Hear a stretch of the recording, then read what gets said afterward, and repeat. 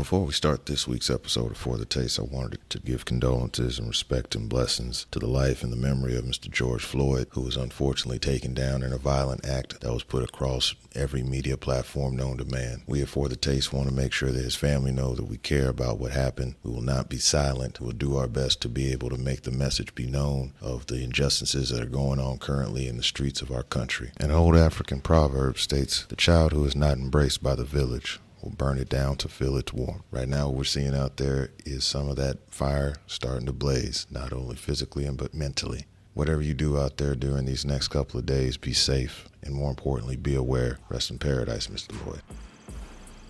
Invest in myself, and get the materials that were necessary to be able to record from the crib. And, now at this point, we've transitioned to being able to record from home. The next steps out, probably in the next 3 to 9 months, depending on how the Rona ends up treating us. We look to move into a new property, and depending on how much extra change left over, truly build out recording space. And then the other thing too was I'm looking to try to find additional ways to bring in income.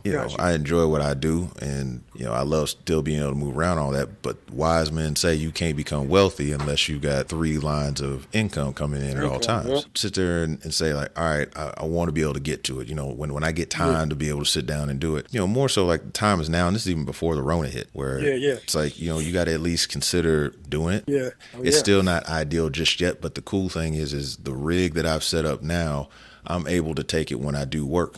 Okay, for sure. Yeah. That was my aspect on the bus, man. Yeah. With me, dude, it was, I don't know if you know, but after Clark, I went to Portland State. Okay. I don't know if you knew that. I went to Portland State after Clark. I came home 4 years. I went to Portland State, was on the squad and everything, ended up breaking my ankle, and that was that. And see, now, I remember when you was at Clark that you used to have to rock the ankle braces. Yeah. Ankle's always been bad. So I broke my ankle. That was that. Finished up, that kind of wrapped up the college thing. And then, started coaching the little semi-pro team, the Vancouver Volcanoes. Okay. So I rocked with him for a little bit, rocked with him for maybe about, 6-7 months, for a little semi-pro thing. And so that was it, man. I came home, dude, became a cop. I don't know if you knew that. You know that? But Duffy's a fireman still. Jeez. Okay. Yeah, Duffy's still a fireman. Yeah, his pops was a fireman back then, so he got in. Salute to Duff, man, the first responders, man. That's what's up. For real. Yep. So Duff out there doing his thing. He in Long Beach. I was a cop for about 5 years. Cool, man. Good benefits, good job, dude. But at the end of the day, turn on the gram that we see every day. I knew that 10 years ago, 12 years ago. So now, I knew. You just basically hit something that it wasn't going to be an initial question I was going to bring up, but I got to ask on it. With you being out there in Southern California, that's a hotbed for activity, where the blue has been brought up into question. That point that you just said, that we've been seeing those kind of instances, or you've been seeing those for years during your time on the force and now after. Just initial thoughts on what you saw, or the recent string of unfortunate happenings. You know what, man? It's unfortunate. It's unfortunate. I think, and I'm not going to give my political views, but I'll say with the election of our newly president, it seems that the bigots he kind of opened the door for the bigotry to be put on the front hold. Right. So he kind of, I look at it kind of like a drug, like a heroin addict. Right. A heroin addict, before they're on heroin, they know that the heroin is bad for them. They know that it's bad. They know what it's going to do. They know it's going to take them from one state to another. And it's just like, these policemen, these bigots, it's like, they know racism is bad. It's not a blatant, NIGGER this, but, their actions show it. And it's like, they know that it's wrong. They know godly that it's wrong, but it's like a drug. They go towards the racism versus go away from it. Right. So you hear about all these, all the Karens and stuff on Instagram, it's easy to just turn and walk away. But instead of, it seems like people are more embracing their racism now, and with law enforcement as well. It seems as though there's more of it, that the bullhorn has gone out instead of the dog whistle. Exactly. Because there's things that we know that our parents, and I got a few years on you.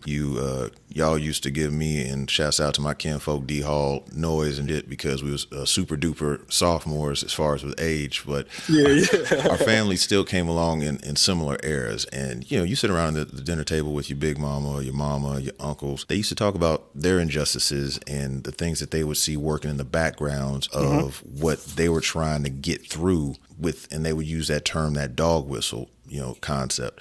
to your point that what's happened over there at 1600 Pennsylvania Avenue, to a lot of people, it switched it from just being a background whistle to a full-fledged horn of them being able to accept what's going on and making their voice be louder than what it needs to be. And, you know, unfortunately, we saw that again rear its ugly head as of this recording within the last couple of days. Right. You know? I'd like to share a story, you know, and, you know, I was a deputy Riverside County Sheriff's here. I got in the department at about 2000. I went in with 2005. I went in November 2005. Did my time in the jail there. And went to the academy, worked the jail, therefore afterwards about 2 years, 2.5 years, then got out to patrol, right? I'm working on patrol, and this is just one example. I'm working on patrol. Well, I'm a patrol officer, and I go back into the jail to work an overtime shift because they're all, you know, the jail's here, police station's here, courthouse is here. It's all one big thing. So I go back into the jail to work an overtime shift, right? It's a graveyard shift. We're doing court pull, which means that next morning people have to get ready for court, which is at like 6 a.m. They got to get pulled at like 5, do all their stuff. Yeah, so I've heard of that experience. So we're doing a court pool. Mind you, I'm on overtime. I get into it with the white supremacist, right? He's just mouthing off, not going with the program. Everyone knows the program, right? So he's not going along. He's just, you know, mouthing off. Nothing too drastic. I put him a little chicken wing up against the wall. That's when we pull their arm behind their back and like kind of put a little pressure on it, right? So I'm just putting him up against the wall, talking to his ear like, bro, come on, man. I don't want to, come on, dude. Don't make me do extra work, right? Right. Just keep it simple, go with the program. So with this, you know, dude turns, falls on the ground. We fall together, but I still got him in a chicken wing. Cool. So now I'm on his back, like basically like straddling him, about to arrest him, right? About to put him in cuffs. No big deal. Happens every time, right? My corporal, who's also on the court pool, sees what's happening. He comes over, kicks the guy in the head. Boom. Steel toe boots right to the head, right? Guy's gushing blood. I mean, it's the type of blood he got a good kick. It's a type of blood that you see in the movies that's squirting out. Right? I don't know what he did, but from his head, it's like that, right? So everyone's panicking, blah, blah, blah. We take him to medical. He gets cleaned up, do all the stuff, stitched up and everything. That, you know, maybe a couple hours later, I get a call to the office. Hey, Richardson, come down to Corporal's office. Corporal will talk to you. You got the report. Cool. Go down to there. No, well, take that back. Not cool, right? Because I don't even work in the jail. I'm a patrol deputy. Yeah, you being brought into something that you didn't have control of. Exactly, right? Corporal calls me in, even though I'm a patrol deputy and he's a corporal in the jail, he still has ranking over. It's paramilitary. You know, it's the same chain of command, right? So my next level up tells me, Richardson, you got the report. I wasn't there. When you guys scuffled, he fell down, hit his head on the concrete, and that's how his head started bleeding. Reports due 06 tomorrow morning or 08 tomorrow morning or whatever. Okay. So now he's basically telling me to lie, and there's cameras on every nth degree of the jail, right? Now, keep in mind, I'm about 4 years in the department, fairly new still, compared to guys on patrol, fairly new. So long story short, I write the report, okay? Unfortunately, what happened. I did the best that I could to proper word things, but at the end of the day, your boot hit his head. You know, that's what has to happen, you know? So next thing you know, the report gets turned in, you know, a couple of weeks, months pass. About a month pass, I'm coming back into, you know, going back to my normal command, the police station, coming into work, you know, we're in there getting ready for our shift, guys in the locker room, getting dressed, talking shit like we normally do. Hey, what's up, Kennedy? No word from Kennedy. Kennedy's the only other black dude in the department on the command with, he won't even look me in the eye. Okay. You know, everybody else, Thompson, what's up, my dude? You know, no contact. Dude, I got blackballed because of that event right there. That corporal was 26 years into the department because I didn't clean up. I didn't lie for him. That was it for me. So with me, I noticed, you know, like I said, a month passed. I noticed I'm speaking to people. Nobody's, you know, no one's, I'm not getting the same response I'm usually getting. We're not shooting the shit. I'm not getting invited to go to the river to damn, you know, what's this, Havasu? I'm not getting invited there anymore. White boys is going every weekend, but they wouldn't, you know, once that happened, I got no more invites. So for me, I knew what it was, you know, and that was just one instance. You know, that was just one example, but I knew what it was right away. So, you know, it was easy for me to say, at the end of the day, this is just a job. This is just a means to financial. You know, this is just a means to get my finances, a house, car, etc. Yeah. I can do this anywhere. I can make this money up anywhere. So for me, it was easy to walk away. It was a no-brainer. It was fairly simple, so you know. Do you think that folks that have seen those kind of instances, that they feel like they're hooked into a point to where they don't feel getting out? They're in too deep. Okay. I'm gonna tell you what, most all, I would say not most, any black man, any black officer that's grown up in our era know what's up. Any real black person know what it is, right? So most dudes, I got into it. My reasoning for actually joining was, well, shit, I needed money. I was done with the Vancouver Volcanoes basketball. That ended. It ended in July. School was done. I'm like, me and Nisha broke up. I'm like, dude, I gotta go. So my next thing was law enforcement. I was like, I don't have a criminal background. I'm good to go. So got in fairly easy, went through that. But most dudes, they do the same thing. It's basically for the money for us, right? It's for the money. It was no power thing for me. It was for the money. But most dudes, the money gets so good, 1-2 years in, they got boats, houses, Suburbans, they can't go nowhere, I mean, think about this. If you're 22 years old and you spend 15 years in law enforcement and then get out of it and try to go find another job, you ain't gonna get hired nowhere. You have no experience in anything, right? Dealing with the population, but you really have no experience in sales. You have no experience in finance. You have no experience in economics. You have no experience in history. You have no experience in business. None of those is going to help you in the real world. It's funny, man, because my bad, dude, I get on this topic a lot, but I cut a lot of cops still. A lot of my homeboys still come to me, to get haircuts. And I was talking to one of my dudes yesterday. He's a San Bernardino County sheriff. I swear, just yesterday, 2:00, he was just like, dude, I'm so over this. He's like, man, I want to get out so bad. He's like, I want to get out so bad. He was like, but I'm worried that I won't be able to do anything. I'm worried I won't be able to make the money that I'm making now. It's going to be a while to find something like that. I don't have a degree. I don't have this. I don't have that. And that's everybody's situation. So when they actually get into law enforcement and they know that that's this situation, they want to do whatever they can do to keep that job now, right? To be seen as, he's a badass. Oh, Thompson's a badass. Kennedy's a badass. So they're going to go above and beyond. They're not going to give you it's a kind of hard to explain, but with me, dude, when I dealt with the public, I dealt with the public like they were, a college friend, like you guys, hey, what's up, man? What's going on? But dude, come on, man, come talk to me. Let's chop it up. What's up? Just simple. But people saw that for me, they looked at that as, oh, he's too nice. He's not a fucking badass, right?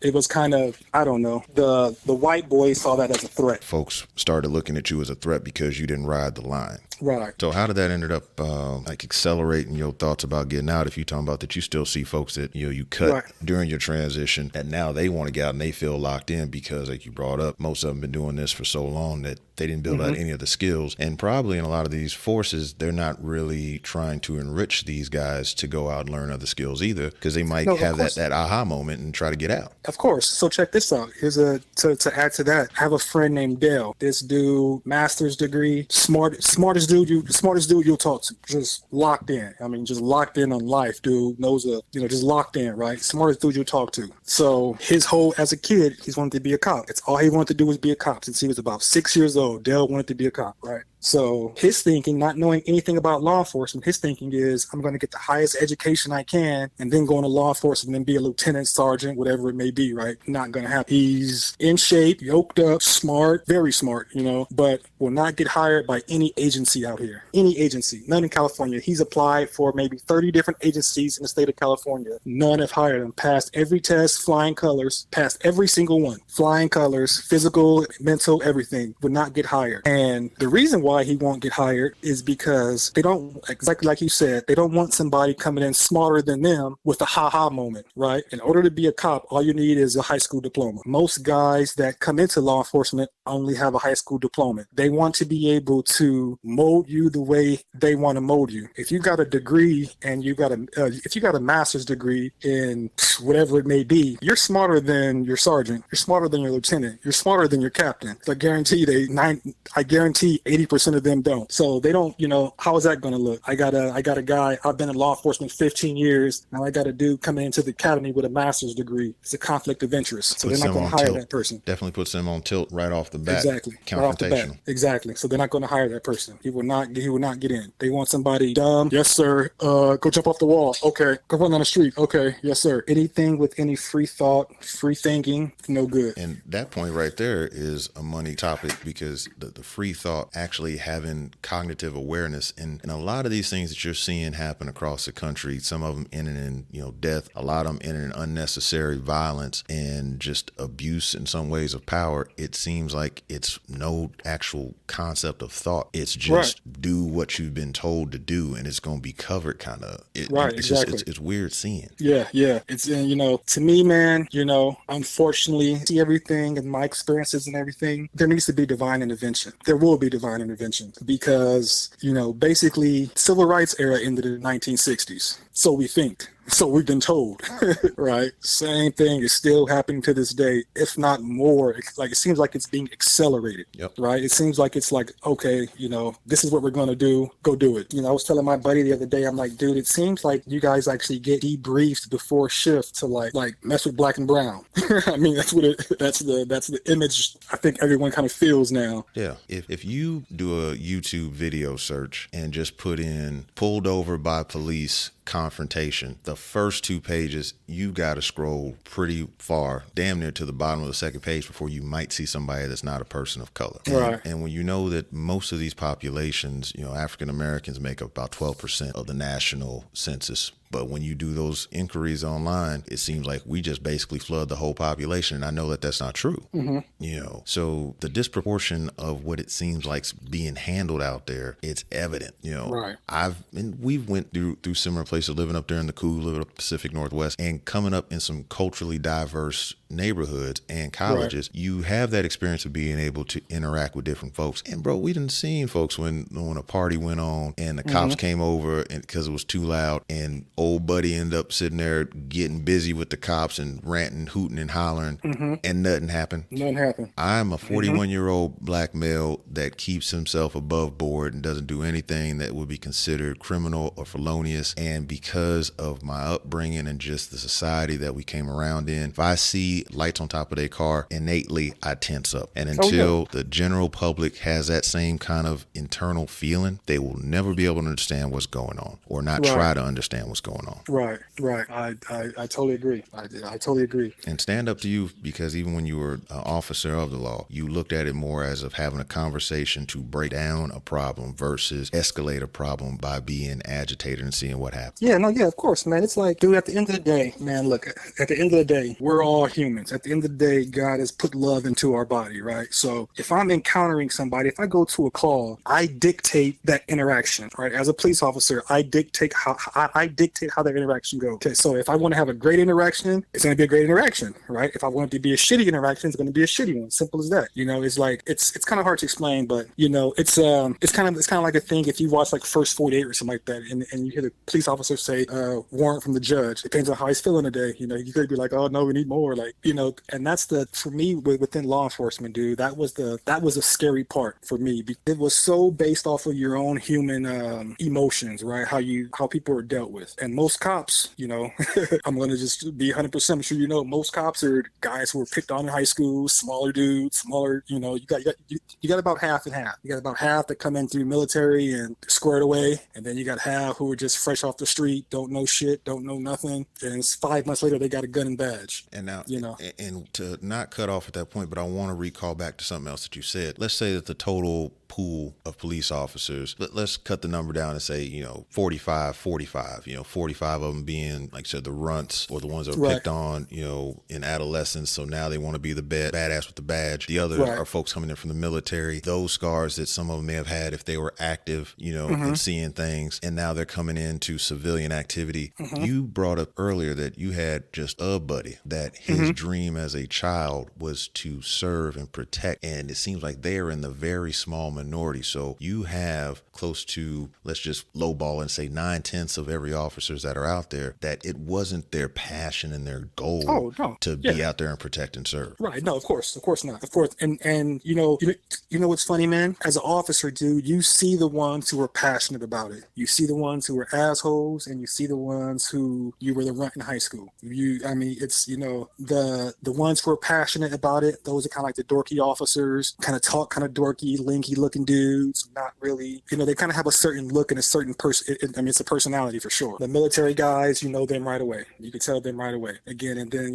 the other guys, those guys right away. But it's crazy because they it's crazy because they try to get basically everybody up to speed on the same page, right? But, again, like you said, people coming in from Afghanistan, Iraq, there's, and then this guy just graduated high school 2 years ago. It's like, hasn't been doing anything, working at, Walmart or TJ Maxx or some crap. Like, it's a big difference of personalities that you're trying to manage to go police the public. Yeah. So that's why you have one officer who's on somebody's neck and everyone else is standing around like, what do we do? What's going on? Like, you know what I mean? No one's fully confident or aware of, to step up and be the difference maker in a situation like that. They don't feel comfortable enough to be able to have true empathy of being a person. Right. Instead of riding for that color. It's in a lot of ways, it's a very trumped up version of what we see of them same police officers that tend to try to tell folks that might be banging how dumb they are for riding and doing all that stuff for a block they don't own, but they're riding that line for an organization that they don't control. Dude, that's the biggest gang in the world, man. Oh, without question. The biggest gang in the world, and it's, what I used to tell people, I'm like, it's crazy because a police officer will do an illegal act to catch somebody doing something that's not legal. I just finished up I went from 3 weekends ago. I had heard a lot of positive feedback about Snowfall. It's a dope series. Rest in peace, John Singleton. I know. You know what? Everybody be talking about that too at the shop, man. I went through all 3 seasons basically over the course of the last 3 weekends, like 3 or 4 days, knock out 4 or 5 episodes. And I'm not going to give away the whole story, but a lot of it has connections to stories that we grew up hearing about, like the Freeway Ricky Ross story, the Iran-Contra deal. Mm-hmm. And that in itself, that a community was essentially corrupted inside out off of a product that was being used to help fuel a drug and turf war that our government wanted us to be a part of. Right. That they put out, that they went out and flew to Colombia and bought the drugs and all that stuff. Yeah. Yeah. It's not, yeah. And it's, dude.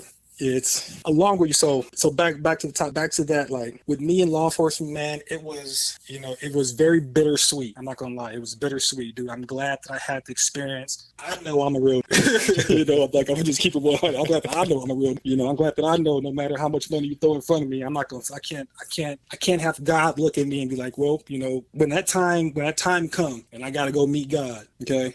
And God opened that book up and he's going through every aspect of my life saying, well, you knew that was wrong, but you still did it. Check. Your debits and credits. You saw that happen. You didn't do anything about it. Check. Like, nah, I don't want no checks, bro. Like, I don't want no checks. I can't have any checks on my thing. I need to get into the gates. So when you started to have that awakening, which it seems like when you stepped out, it wasn't because you hadn't found your lane and wanted to be the best version of helping people that you could, which is supposed to be the core of what a peace officer is supposed to do, quote, protect and serve. Right. But you figured out that you had to get your way out. How did you, first off, start working through that mentally? And then for folks that might be out there still trying to figure out their way out that are in a similar kind of play, how did you set yourself up financially to start making the transition? Absolutely. For me, man, when I got into law enforcement, I was 25. I'm 36 now. So I was 24. I was able to, I had about 20,000 saved up. Just like I said, I was single, living at home at the time, working a bunch of overtime. So I was able to save up a little bit of money, right? So I knew in the back of my mind, I knew the day was going to come, because, I would be sitting in the mirror, I'd be getting dressed at home or something before, looking at them, putting on my uniform. And I would tell you, dude, more than 20 times, I mean, probably more than 30 times, dude, I've actually been buttoning up my shirt, put my vest on, button up my shirt, crying, looking at myself in the mirror saying, CJ, what the fuck are you doing? And then go in and do my 12-hour shift. Time and time I did that. But for me, man, it got to a point where, again, my relationship with God supersedes anything financial, any relationship I could have, any kids, that supersedes anything, right? So again, I know at the end of the day, I'm going to have to answer for the things that I've done, the things that I saw, the things that I attested to, the things that I was in court for. I know that I'm going to have to attest for those things, right? So I just kind of put it in my mind that, okay, I know once I do leave this department, I know for sure my next 2 or 3 years is going to be the struggle of my life, but I'm willing to take it on. I'm willing to open that door and say, okay, whatever happens, happens. And again, law enforcement isn't the end all be all. You know, at the end of the day, it's a check. You know, at the end of the day, you get a check every other Friday like everybody else. So for me, I went into law enforcement thinking that I could make a difference. I was that young, eager black dude that was like, you know what, I'm going to make a difference. I'm going to do this and do that. And unfortunately, once you get into that fraternity, you go by their rules, right? You're just a number. You're just a number on the totem pole, right? So you just go by their rules. And as you brought up, there's ways for them to be able to float between the illegal activities for a legal cause. And I'll just leave it at that. Exactly. So yeah, man, I just, for me personally, bro, I just kind of prepared myself and, you know, really just looked myself in the mirror. And I have to be honest with myself. You know, at the end of the day, if you're not honest with yourself, you're not going to grow in life. That's just life 101. Okay. You got to be able to look yourself in the mirror and be honest with yourself. And I wasn't honest with myself. So I knew that it couldn't go on. You know, I knew for those nerds and those geeks who were, for the Dales who were long life, I want to be a cop, man. I want to do this. I love this. You know, not only was I taking a job from somebody from one of them somebody who would really truly actually make a difference for the positive, I wasn't giving it, you know, not that I wasn't giving it my all, but I wasn't fully 10 toes down, right? Because for me, it was never a career choice. It was a stepping stone to something else. It was never, okay, I'm going to be a cop. I'm going to do my 25 years, retire. No, it was never that for me going into it. For me going into it, it was, I'm going to go in here, stay at home for a couple of years, stack my bread, get out and go live life. But see, a lot of folks don't look at it that way. Or as you brought up earlier, and this might just be more of a socio-economical kind of situation with how some of our folks came up. They start to go get things and acquire, quote, debt and assets that right. Now they're locked in, not seeing that you're not going to have that same kind of passion to want to do that. To a lesser extent, you see that in Vegas. One of the toughest things that we used to see when we come home for Christmas break or come home for spring break were guys that decided not to go to college, regardless if they're going to go play a sport or not. They stayed here, and at 18 years old, 19 years old, they're making pretty good money valeting cars or, bussing down dishes or, hard, heavy construction. And don't matter what industry you're in, to a point that you brought up earlier, that if it's what your dream, your goal is to do, once you find out that there's some underbelly nastiness even in that industry, it can end up taking your mind off of how long you really can see yourself doing it. And then on top of that, you guys, as far as police officers, first responders, that's a physically demanding job. So your body eventually is going to break down. And while you're breaking your body down physically, and in some ways, especially being a first responder or a police officer, breaking your mental game down, is that dollar really worth it to where when you get into your 50s and if you make it to your 60s, your quality of life really off of it? And I ain't talking about no damn pensions or retirement funds. That the true quality of your life, is it worth it? And I would say no. In that aspect, some of the things you see, the things you experience, things you have to turn your back to, the things you have to say did not happen and did happen or something like that, it's not worth it, man. Like I said, at the end of the day, for me, it's always been about my relationship with God. I never wanted to be that 50, 60-year-old dude thinking back about my career saying, that was a bad shooting or this or that, or, when inherently in your heart, people know, you basically, you as an officer, right from wrong, but you feel protected with the badge. So for me, dude, I as far as transitioning out, man, I knew I was going to struggle for some years, and I did. I struggled for about 2-3 years, and it was tough trying to find a job, trying to find something that's going to give me that same pay, that same gratification that I did for the time that I was an officer. So along here with this bus, that experience we just discussed, this is the reason why this bus is here today as we speak, because I told myself, I say, God's the only one that's going to tell me what to do and when to do it. Anybody, once I had that experience, it was Richardson, your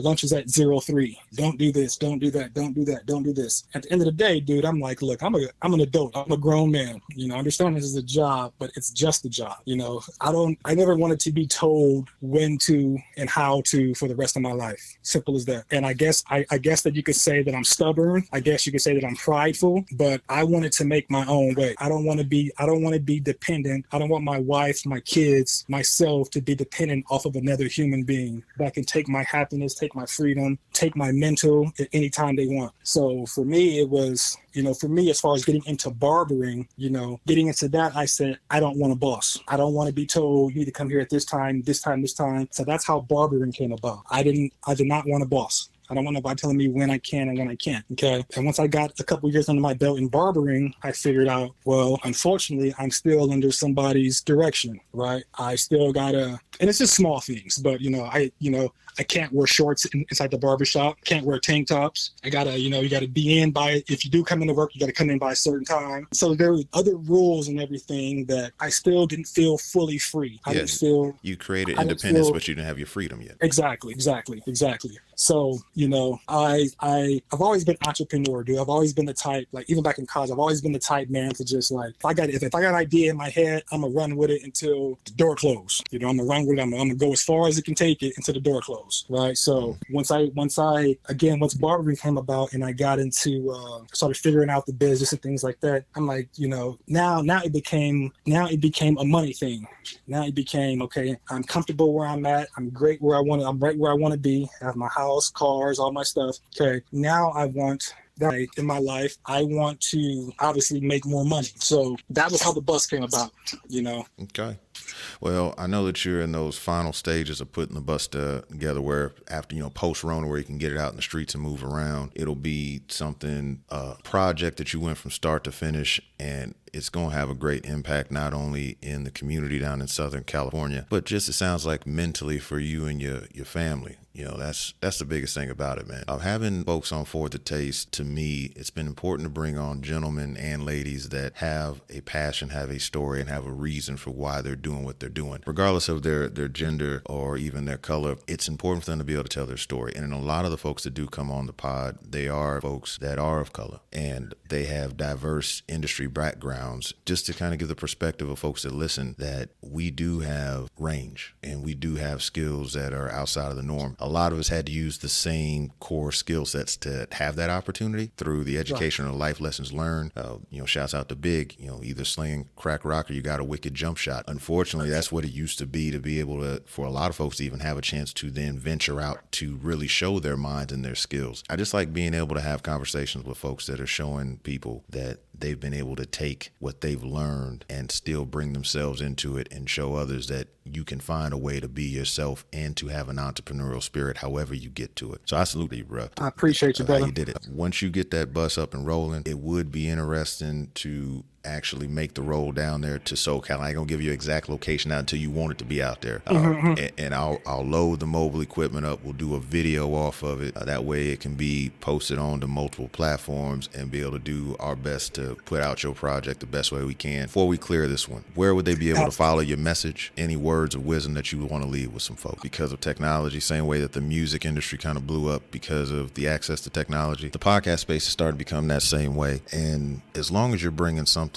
of value into the world of podcasting, and we're all welcome to be able to put our voices out there, as long as you ain't sitting there putting out the negative connotations of what they think of us. Hey, do what you're gonna do, man. Yes, sir. Continue the message, and yeah, once you get that bus set up, get at me. I said I'll make the trip down that way. I'd love to be able to find a way to help put pieces together to make your project even greater, because even from way back in the day out there in the cool, you was always somebody that had that ambition, and it's dope to see what you've done during that time. Yes, sir. Yes, sir. I know y'all too, man. So as we wrap this episode of For the Taste, make sure that you follow at For the Taste Show. Check out the new merch line that's dropping on www.forthetaste.com. Past episodes are available on the website. Follow on Spotify, Google Play, Apple Music, Stitcher, Spreaker, damn near anywhere that you can get podcast capabilities. Go on Podbean, follow the movement there. Continue to be safe out there. Do your best. Salute to the first responders. For CJ The Barber, it's CJ on this side of it. Y'all be well, man. Until the next time. Yep.